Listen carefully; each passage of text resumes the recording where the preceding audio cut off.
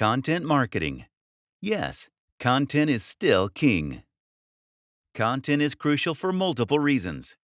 Content is what Google uses to index and understand your site. Content is what brings people to your website and gives them a reason to stay there. And content is what will allow you to build loyal fans that stick with you. We know this is the end goal because we've discussed the value of repeat traffic over and above any other form of traffic. How to write a stunning SEO article that readers and Google will love. If you're setting out to write a stunning SEO article, then you may already have your wires somewhat crossed. More specifically, setting out to write an SEO article means you're probably setting out with entirely the wrong objective. Writing an SEO article suggests that you are writing for Google first and for your visitor second.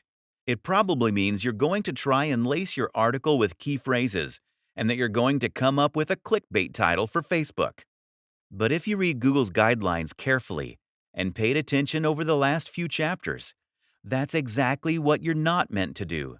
Google's advice is to write for the reader first and to forget about SEO entirely. The perfect length.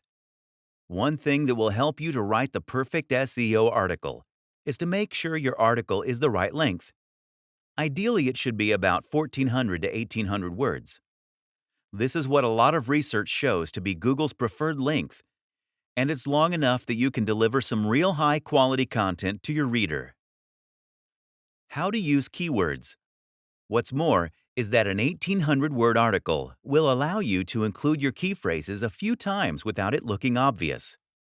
If your article is 1,800 words, you can repeat your key phrase 5 times and still be well under 1% density. The human factor. Finally, remember that Google doesn't care about you. All it cares about is your readers and whether it thinks they'll enjoy your content. And more, Google is now using human signals to decide this. Of particular importance is how long people spend on your page and whether they click on your internal links. Are they reading your content and engaging with it? Make sure that you aren't driving visitors away by keeping ads to a minimum, spacing out your content, and using engaging language that will draw them in. The aim is to reduce your bounce rates, which represent the number of people that leave your site almost immediately after visiting. The most important to reduce this metric is to make sure your content is engaging and interesting. That means it should have an emotional hook. If it's informational, it should provide information in a direct and engaging manner to really bring people in.